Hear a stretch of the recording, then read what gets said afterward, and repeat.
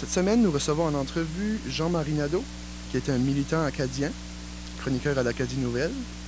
Et si je ne me trompe pas... Présidence de la SANB. Effectivement. Monsieur Nadeau, bonjour. Oui, salut, comment ça va? Ça va bien? Oui. Une première question. Le reportage de Radio-Canada sur le manque d'efforts supposé de la SANB et de la présidente qui a eu lieu jeudi dernier, si je ne me trompe pas, vous en pensez quoi?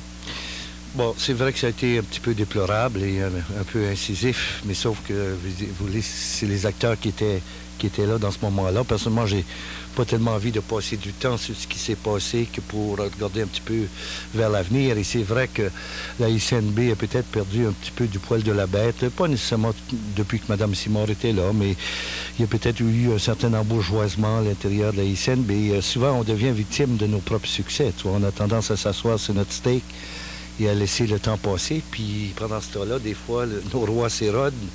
Puis, tu sais, donc à ce niveau-là, c'est malheureux pour Mme Simard, mais je pense qu'elle avait une opportunité au moins de faire la démonstration que, comme quoi, de nous expliquer quelles étaient ses intentions, de quelle façon elle voulait approcher la question acadienne. Et malheureusement, je pense qu'elle a manqué son coup.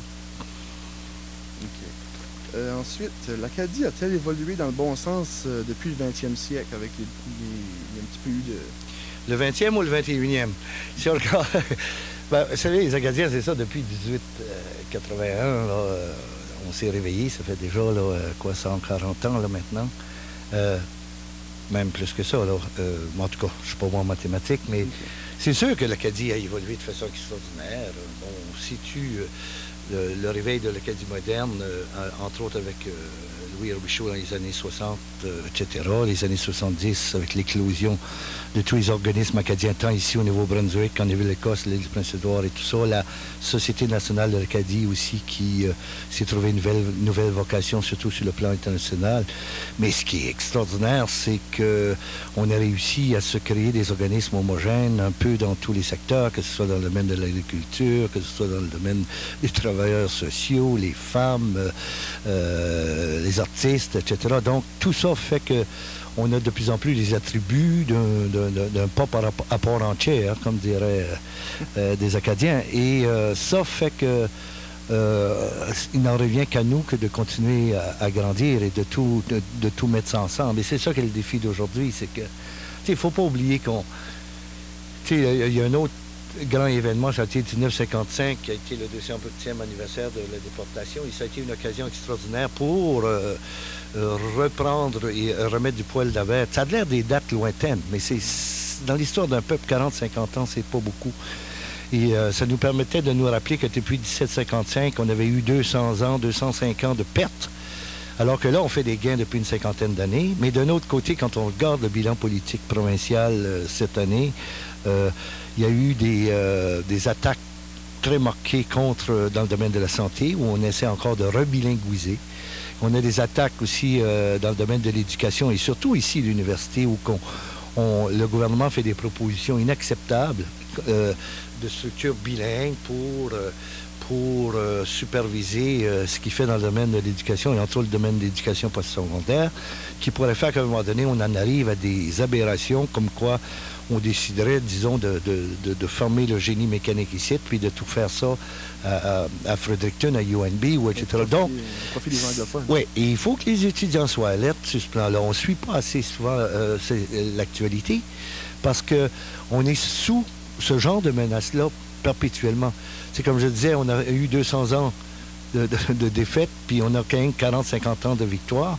Mais il faut rester alerte. Elvire Robichaud n'a pas eu peur de former l'hôpital de Caraquette du jour au lendemain, ce qui était inacceptable.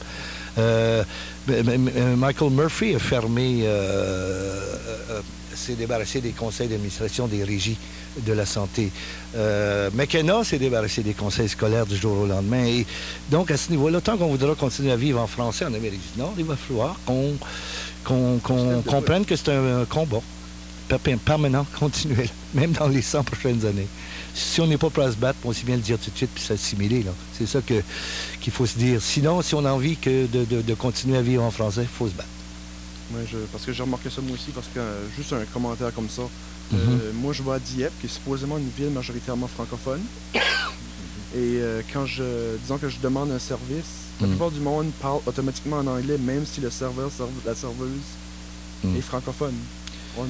On dirait qu'on dit que c'est bilingue, mais on arrive là et on parle automatiquement en anglais. Mais le bilinguisme, c'est comme la tour de Pise. Ça penche toujours du même côté, ça penche du côté anglais, etc. C'est pour ça que, tu sais, l'idée de vouloir aspirer à la dualité. La dualité et le bilinguisme, c'est recevoir des services dans sa langue, des services individuels.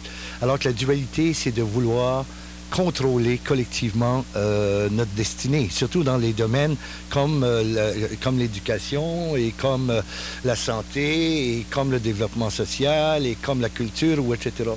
Et c'est pour ça qu'il faut actuellement la priorité, il me semble, en tout cas, et c'est ce que je vais présenter comme mandat à la présidence, c'est qu'il faut à court terme définir mieux ce que ça implique, la dualité. Parce que j'en ai marre de voir des politiciens qui disent que la dualité, ça va coûter trop cher, alors qu'il n'y a personne qui a fait les calculs. Peut-être que ça va coûter plus cher. Ben, c'est ça. Peut-être que ça va coûter plus cher. Prenons rien que la question dans le domaine de l'éducation. On sait que les livres en français coûtent 20% de plus que les anglais. Peut-être parce qu'on a plus. Bon, hein?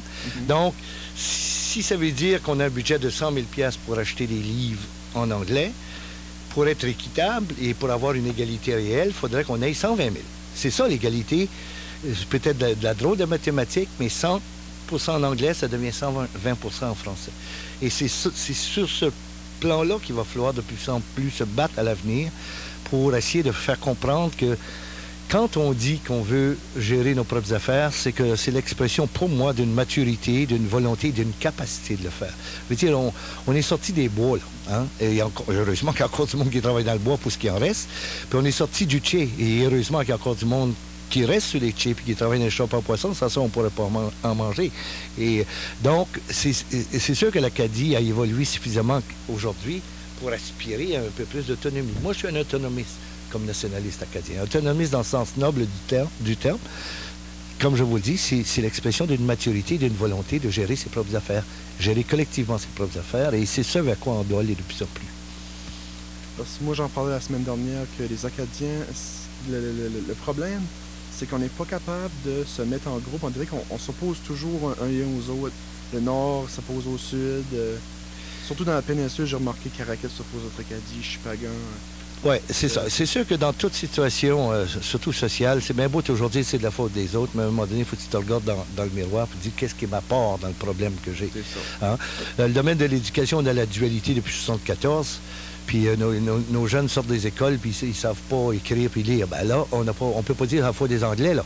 On contrôle notre système supposément depuis 1974. Donc, à ce compte-là, il faut arrêter de dire c'est de la faute des autres. Il faut se regarder soi-même collectivement et amener les correctifs dans des situations comme celle-là. Et à ce niveau-là, tu sais, on a... Il n'y a personne d'autre que les Acadiens qui vont assurer la pérennité ou l'avenir du peuple acadien. Ça prendra des Acadiens. Quand il n'y aura plus d'Acadiens pour s'en occuper, ça sera fini. Puis si la péninsule, par exemple, disparaissait de la carte, ben moi je me dis, s'il n'y a pas d'Acadie dans la péninsule acadienne, il n'y aura pas d'Acadie pour personne. Et à ce niveau-là, je crois qu'on doit recréer un sentiment de solidarité sud-nord. Et pour... Ce qui se passe dans le Nord devrait préoccuper le Sud. Mais c'est passé. Mais sauf que l'inverse est là aussi. Hein? Ce qui se passe dans le Sud devrait préoccuper le Nord. Dans le Sud, à tous les jours, en allant chercher son Tim Hortons, on se fait rappeler qu'on est en territoire anglais. Dans le Nord, comme j'ai déjà écrit dans une chronique, ce qui arrive, c'est que il n'y a pas ce problème-là. C'est 98% français, mais ils se font fourrer à l'année longue économiquement. Alors, c'est pas mieux. Donc, on vit deux situations. Alors, arrêtons de faire des concours, de savoir qui est plus qu'Acadien que l'un ou l'autre, et mettons-nous ensemble. Mettons, au contraire, ces énergies-là ensemble pour continuer à faire grandir l'Acadie. Et c'est ça que des fois... Et aussi, il y a une autre chose aussi. Faisons attention, parce que les gouvernements, c'est leur jeu. Diviser pour régner, ils sont bien bons là-dedans. Diviser pour régner. Ils garochent dans le milieu du package... un appât, puis là, ben, tout le monde va aller chicaner pour l'avoir. Alors, au lieu de se poser la question, est-ce que cet appât-là vaut la peine d'aller le chercher ou avant de tout se garrocher les uns et les autres, puis se déchirer entre nous autres? Alors, c'est ça, il faut à un moment donné aussi être très alerte et attentif à ne pas jouer la game des gouvernements qui ne demandent pas mieux. Pendant qu'on chicane, c'est sûr qu'ils peuvent faire ce qu'ils veulent. Alors, il faut arrêter, il faut recréer cette solidarité. Oui. C'est ça, on est plus occupé comme « Ah, ben c'est de la faute à eux autres, c'est eux autres qui ont eu ça, ben là, nous autres, on n'a rien eu, puis on s'engueule entre nous autres pendant que les gouvernements, eux autres, s'assisent, puis... » sais, moi, je suis pas favorable à ce qu'on revienne à la